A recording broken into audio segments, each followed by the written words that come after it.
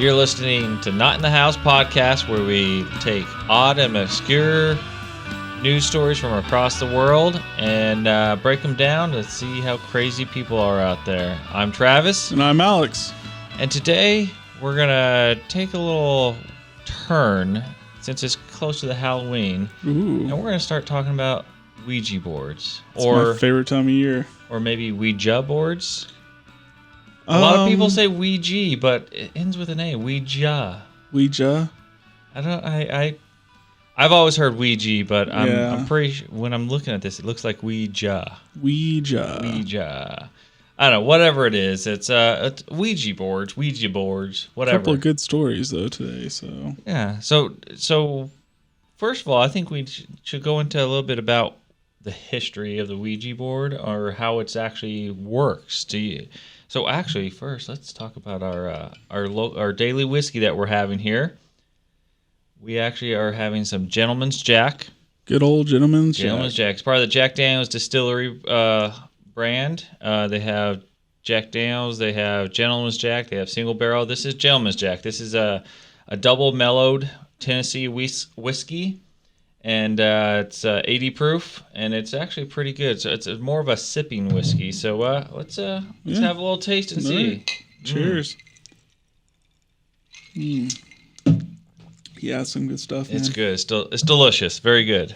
So it's probably the smoothest Jack Daniel's I've ever had. It's pretty good. I mean, the Single Barrel is pretty good too, though. So yeah, this has a little bit more hit to it sometimes, but it's a good way to go. If you want a basic, like, really good whiskey, I mean...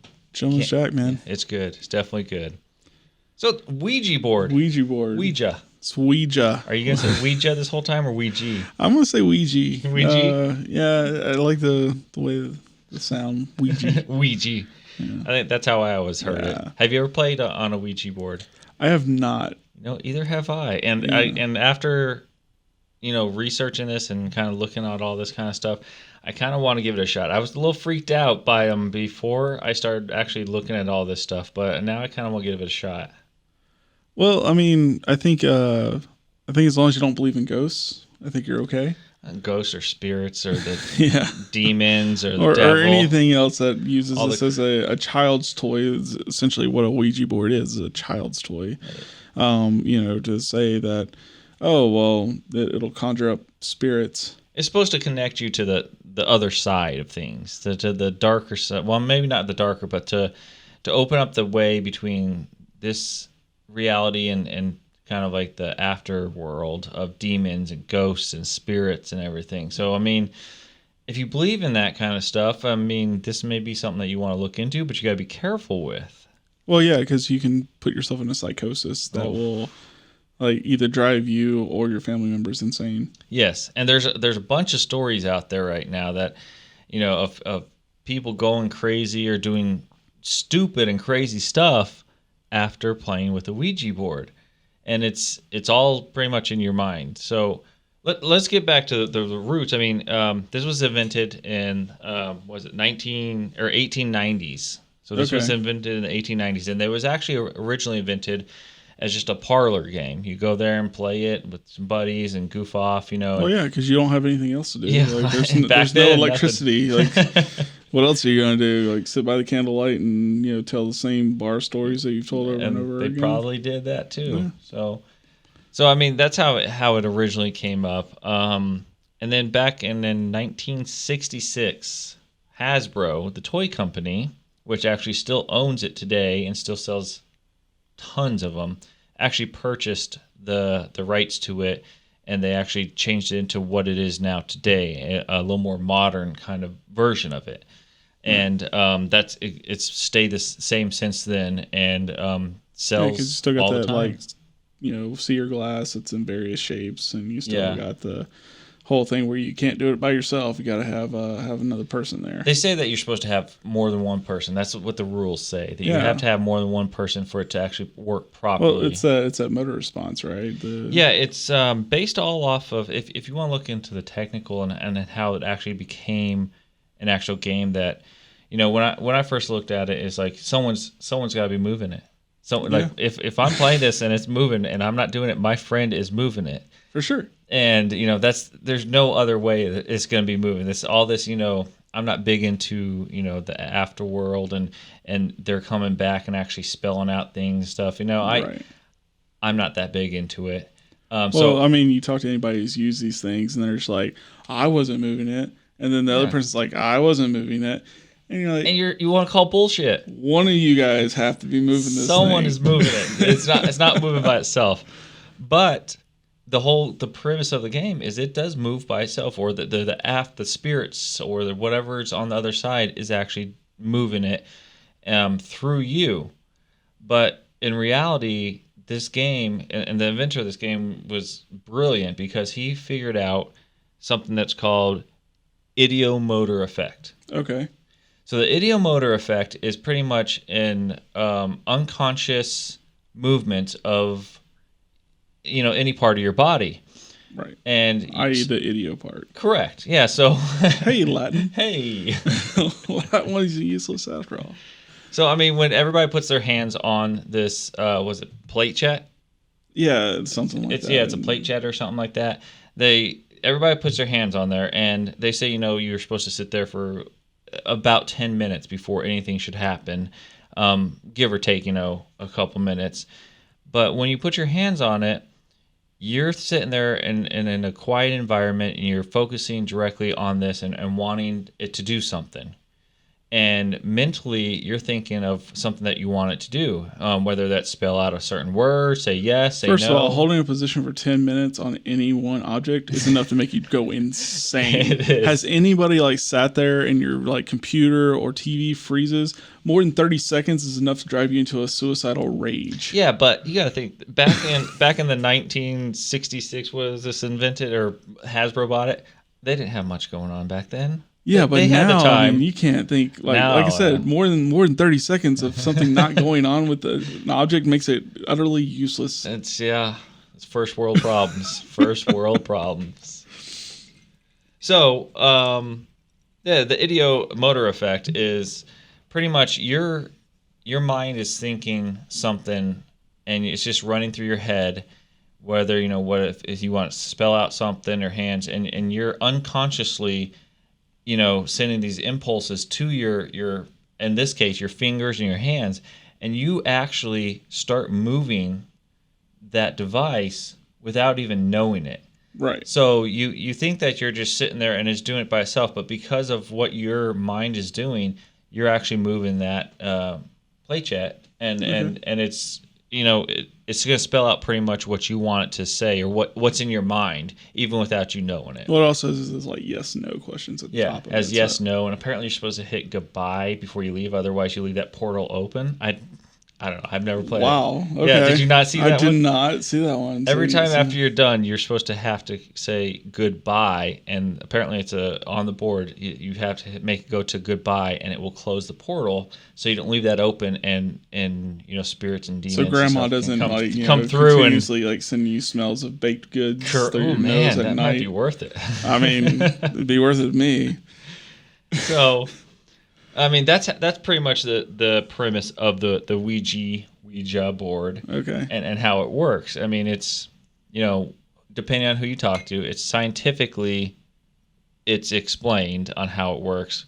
Or you can go the spirits are coming through, or your grandma, or someone that's passed on. Or even further to H.P. Lovecraft land. Yeah, and say, or demons, whatever. Who knows what happens? They're coming through and helping you spell out whatever you want.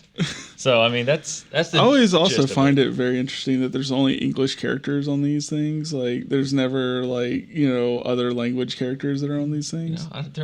You never know. You go to another country. I don't know. I don't know how far they've gone with this yet. But, yeah. It's like only spirit, well, here's a good question. So, what if you only have an English one, and it turns out you collect a spirit that only speaks French or only speaks Russian? So there's no Russian characters on that thing. And what that spirit's born before, they even learned English or anything like that. Well, now you're getting in a little deep, because maybe spirits and demons and all these other things can, they don't have language barriers. Right. They come to you as whatever. So maybe if it's English, they can still speak English, whether they're Russian or who knows where they came from. That'd be really hard to tell me about, because every scary movie I've ever seen, is in English. Is in English. So, I mean, take that back. Japanese horror films are probably the best ones if you really want to get scared, because they're, as far as my knowledge goes, they're the first ones to say, you know what, all those safe places that you thought you had, we're taking them away. Yeah. Walking down the street, fucking ghost. Putting the blanket over your head, ghost. Talking to your mom, ghost. Yep. Yeah, it's I don't know. It is what it is. Yeah. And, all right. So what you got for us about this Ouija or Ouija board? Well, I know there's a bunch of different crimes that this Ouija board is connected to. I mean, there's been people saying they've done things for certain reasons, and their dead grandpa told them to do something or whatever it is. Sure. And they're trying to get away with all this stuff. So on that, yeah, there's actually a Ouija board murder that occurred in 1929. So this was or roundabout. So I think a murder actually occurred, somewhere around 1930. But so this was before Hasbro actually bought it. This is going to be before Hasbro. This is when it was still a parlor game. And maybe Hasbro picked it, started looking into it after this whole publicity stunt started, and then they're like, 30 years later, like, hey, this picked up a lot of traction back in the day. Let's see if we can get the rights to it and see how much more traction we can get with it. Heck yeah. So tell me about this. There's a murder that happened. So yeah. So you got two Seneca Indian women who are living, and one's named Nancy Bowen. Okay. All right. She's a tribal healer for the Seneca tribe. All right. And then you have Lila Jimerson, who works as a school employee on the reservation. All right. Bowen's husband dies unexpectedly. Don't know how he died. They just know he's dead. And Bowen's like, you know what? I'm going to use a Ouija board, see if I can communicate with my late husband, find out what happened. Okay. So she calls up Lila and says, let's take this thing out for a spin. Let's make a night of it. Right. So they pull it up. So was this recent, right after he died, or was it there's some time that was in between there? It was fairly recently, so it wasn't too far after this murder. Gotcha. Occurred, but clearly Bowen murder or just death or death. Okay. So clearly after this death has already happened, and Bowen, obviously wants to know what happened to, her husband. Keep in mind his nickname's Sassafras, so I would imagine alcohol was involved, but I'm not trying to be stereotypical on this. I'm just saying maybe Sassafras is a good little nickname there. So anyway, so they pull out this Ouija board, and they start going through the whole seance, and it ends up telling them that they got a hold of him. And that so they got a hold of Bowen's husband, the dead husband. Yep. Somehow they got a hold of him. He confirmed it some way, however spirits do through the Ouija board, which is probably not at all. So they get a hold of him. He's like, "Yep, someone killed me," and they're like, "Okay." So the spirit that is telling them that he just didn't die by natural causes. Someone actually killed him. Yep. Okay. And then it goes on to say, well, who is this? So they come up with a name of Clothild, which is a really weird name. Clothild. Yeah. Where was this place at? So it's in Buffalo. Wow. Yeah. I've never heard of that. Yeah. So this happened in Buffalo. Clothild apparently is a French name, so that's probably why we don't hear it that often here in the States. So anyway, then it goes on to describe what Clothild looks like and gives you an address of where Clothild lives. The dead husband is giving a description and an actual physical address of where this lady lives. Yes. That committed the murder. That committed the murder. Oh, wow. which is very specific. That's very specific. It's already thrown a red flag Like up it's for me. way better than John Edwards. Like you're never gonna see John Edwards pull this stuff out, or who's that? The New Jersey lady who also does the mediator stuff. The main medium. Yeah. Lady? Oh, I can't remember her name. So yeah, way better than those people can do. Like you can't get this stuff out of Miss Cleo like back in the day. Like Cleo does not have this talent. Does not have this talent. Just a specific address. But these two random Indian women can sure enough like get not only that information, what she looks like, but also an address. Hey, good for them. And I'm thinking, hey, this is better service than Verizon or AT&T can give you. And I bet they spend a lot less money on this. So anyway, they get all this information out of it. Bowen's a little distraught. Turns out Jimerson's like, hey, I'm actually acquainted with somebody who is this person. Really? Yeah. And she's the one who's like telling Bowen, hey, if this person really did kill your husband, I think I know where exactly where this address is. I know this person. I know what her husband does. Like, I can get you a clear in. You know what I think about that? It's getting a little creepy in here. Definitely getting creepy in here. Just wait, my friend. It gets creepier because at that point, Bowen's like, maybe. I don't know for sure. Like, it's a Ouija board. But then she starts getting letters in the mail. And those letters are signed by a Mrs. Dooley, whoever that person is. And they all say in them, hey, for real, your husband was hexed by this cloth-hilled lady, cloth-hilled merchant specifically. And that cloth-hilled merchant is a witch. And not only is she a witch, but she hexed your husband because she wanted to, fall in love with him and steal him away from you.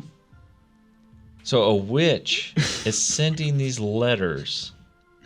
No, we're saying a Mrs. Dooley is claiming that cloth-hilled merchant, who's the supposed murderer, is a witch.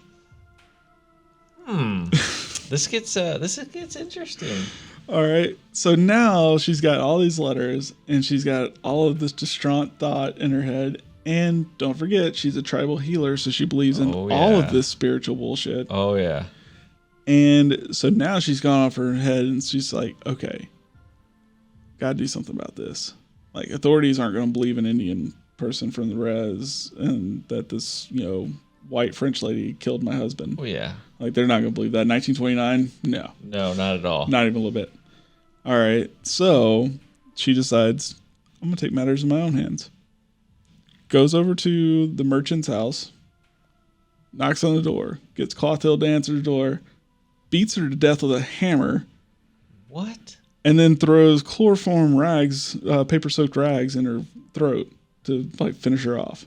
So not only beat her to death, actually suffocate her too. Yes. She couldn't do one or the other. Couldn't do one or the other. Do both. And I mean, I don't know how hard it is to swing a hammer. She's probably defending herself a little bit. So by the time you get one or two good strikes, but people survive head injuries every day. So not back in those days. I'm saying the persistence of Miss Bowen here is probably spot on to make sure this woman's dead. Apparently, she didn't want her coming back at all. Not even a little bit. Smash her over the head and then chloroform soaked rags in her mouth. Throat. Yep. Wow. So then the police are show up in the murder. They're like, what the hell happened? They somehow are able to get an eyewitness account to say that they spotted Jimerson, so Bowen's friend, that she did the whole murder with, or the Ouija board with. And Jimerson obviously implicates Bowen because she's like, I'm not going to go down for this because I'm an Indian woman and I already know that I'm looking guilty as hell, but I'm going to put you in the directions of the actual murder. So cops are able to apparently make the fastest arrest in 1929, 1930 history by 10 p.m. that night. Well, that's quick. Exactly. So they get her by 10 p.m. that night. All right, goes to trial, obviously, because we have a murder here. And Bowen's like, supernatural forces are what led me to this. I wouldn't have done it otherwise. So she's using that as a defense. Yes, that's her defense. Okay. Because I imagine her lawyer's like, we need to get you on insanity right now because this is because she's insane. Yeah. And you're an Indian woman. If you say it's supernatural, people will think that this was like some kind of spirit walk that you did, and you end up killing somebody in the middle of it. Wow. So they use that defense on it.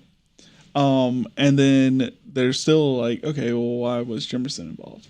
And turns out the twist in the story is that Jimerson was in an affair with Clothild's husband. Really? And supposedly set this whole thing up to get rid of Clothild so she could have her husband all to herself. Wow. She is. Ooh, that's a scheme. Exactly. Trick your best friend into thinking ghosts are real and that you need to kill this other woman who supposedly hexed your husband. So she was probably sitting there provoking her the whole time, like, "Oh, this is real. This is real. Oh. You got to do something. You got to do something." Well, and you think like all these letters from mysterious Mrs. Dooley. It was her probably writing came them. from Lila. She probably was the one probably came from her, which fed into it even more Exactly. and got into her head. Because I imagine she was like, "Well, I can't just get her on the Ouija board, but if I start writing these mysterious letters afterwards, oh, she's definitely going to believe it then, and she's going to go kill this woman." So they obviously go to Mr. Merchant and they're like, "Hey, do you know this person?" And he's like, "Oh yeah, we live nearby the tribe, and we've met once or twice." And they're like, "Well, what do you mean we've met?" And he's like, "Well, Indians love car rides because he owns an automobile in 1930, so he's able to like drive, these Native American women back and forth, right?"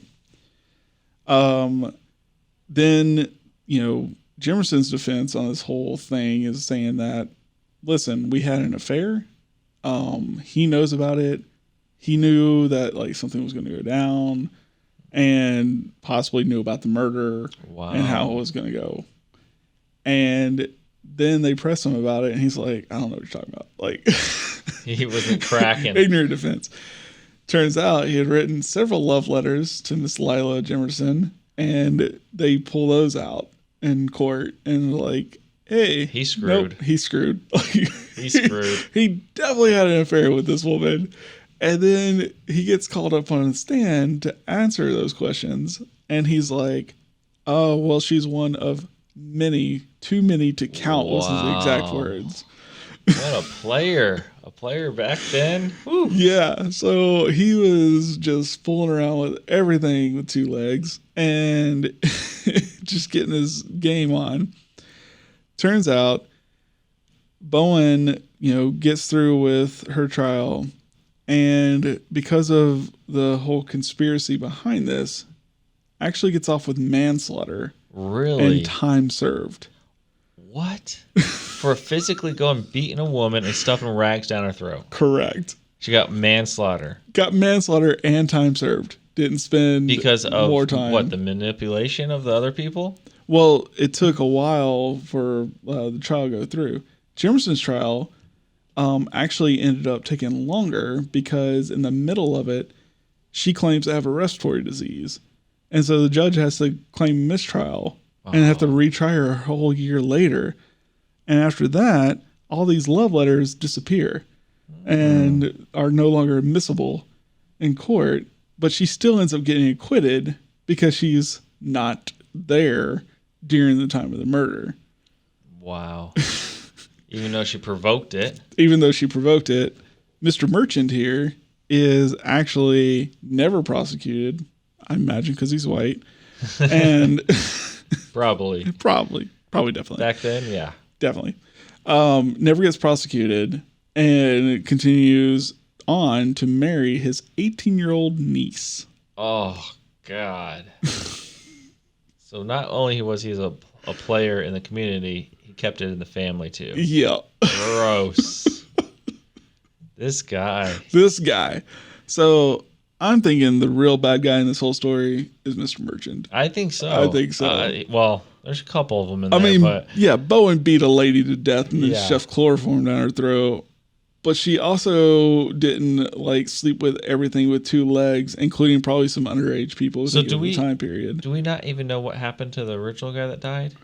No, you So still don't know. He's just dead. He's Natural just causes. dead. Yep. They just used it as a leverage. Yeah, I imagine because he died on the res, like they just never investigated that.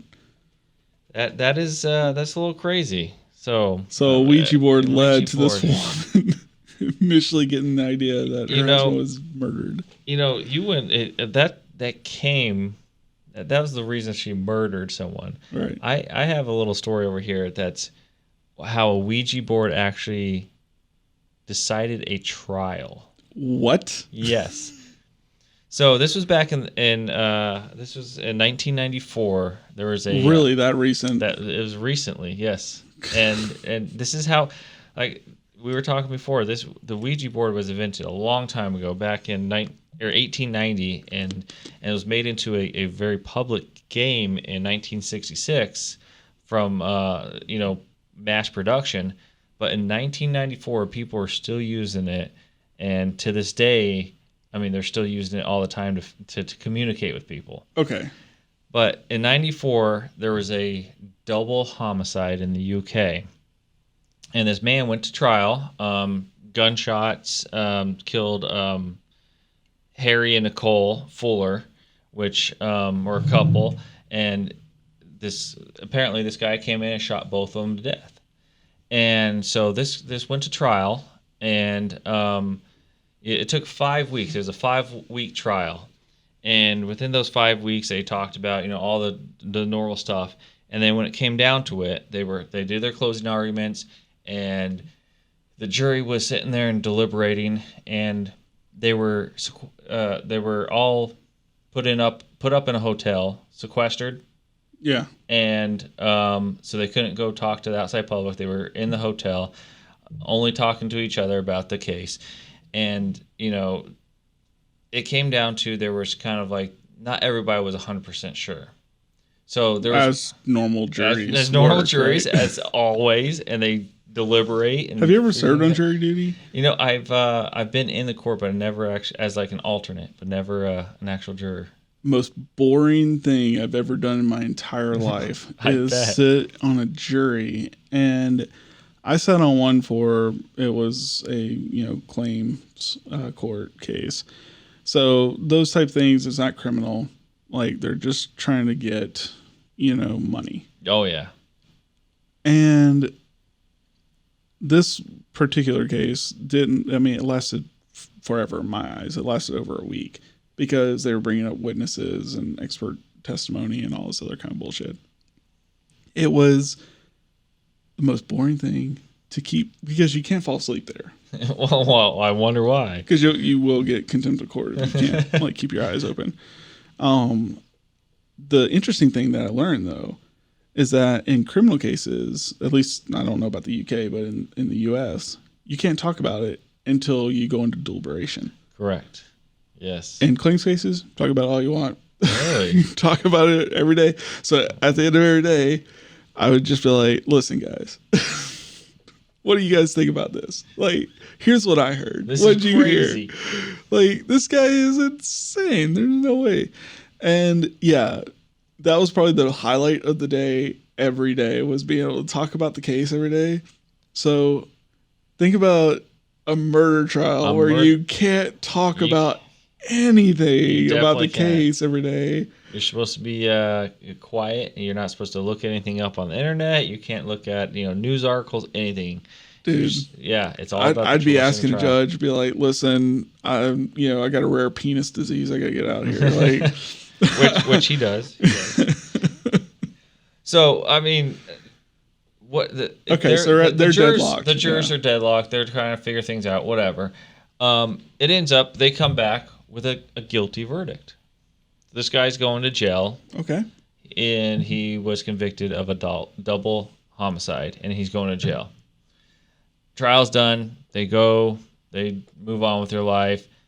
about a month later, one of the jurors, a 24-year-old juror, one of the youngest jurors on the trial, comes out and says that the night before the verdict was read, there was a group of 4 of the jurors that couldn't figure out what they were going to decide, and they were drinking, and they decided to make up their own Ouija board. They drew it up on paper. They made it, with whatever they had in this hotel that they were staying at. And this was after everybody went to bed, except for these 4 jurors. And they took a wine glass and turned it upside down to make it was it the plate jack? Yeah. And they asked the Ouija board certain questions, and they started, one juror, Ray, took charge and addressed the spirit and said, which actually they asked who they were talking to, and the spirit, as you would say, addressed and said that it was Harry Fuller, which was the guy that actually died that they're working on trial. Imagine Weird. that. I mean, out of everything. I mean, you've been sitting here listening about Harry Yeah. Fuller for 3 weeks. I imagine that the odds of you pulling up his spirit is pretty high. Yeah, I'm pretty sure. And so, so they found the guy that died. I mean, you're not going to get Henry VIII stepping in on this one, I don't think. Probably not. So Ray continued to ask and said, "Who killed you?" I mean, how much simpler could that be? Who killed you? Oh, there you go. And guess what the Ouija board spelled out? I would guess the defendant in this case. Which was Stephen Young. And it spelled out Stephen Young done it. Wow. I mean, what's more cut and clear than that? Stephen Young done it. And did it also say, "Thank you, governor," afterwards? They proceeded to continue on with this. That wasn't enough. And they proceeded and said, they want to know how. How did he kill you? Oh. And guess what the Ouija board said? Gunshot. It said shot. Oh, my God. Whoa. So based off of this, those 4 jurors went back in and decided, you know what? Yeah, I know, full paranoia. The jurors decided that they were going to convince this Stephen Young, the defendant, and they were going to say that he was guilty because of what this Ouija board had told them the night before. Of course. You got all the evidence right there. At least for 4 of your deadlocked jurors who all convinced. That's simple enough. Might as well. That's the best runaway jury ploy I've ever seen in my life. If I'm in a jury thing, I'll be like, "Hey guys, let's make a Ouija board. Ouija board it up. We're gonna solve this thing. We're all kind of. Everybody, put your hand on it. Think about how much shorter 12 Angry Men would have been if they'd used a Ouija board. They've been done in 10 minutes. I think.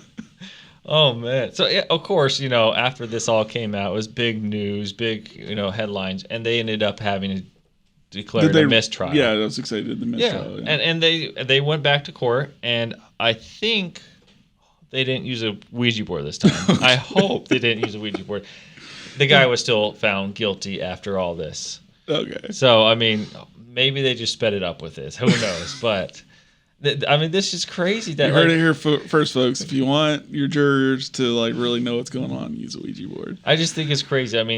From committing a murder because the Ouija board's telling you to do something, or saying that someone cheated on you or killed someone or whatever, to actually using it in a trial. In a trial in 1994. Yeah, like a recent trial, not like an old school trial. I can understand in 1930s, U.S. that, using a Ouija board and then potentially being able to con this woman into going and killing, your potential lover's wife. But this shit is happening today. People get Ouija boards and they think of all this crazy stuff, and There's bunch stories. You guys go online, look this up. You'll see different stories about people killing people, people hurting people.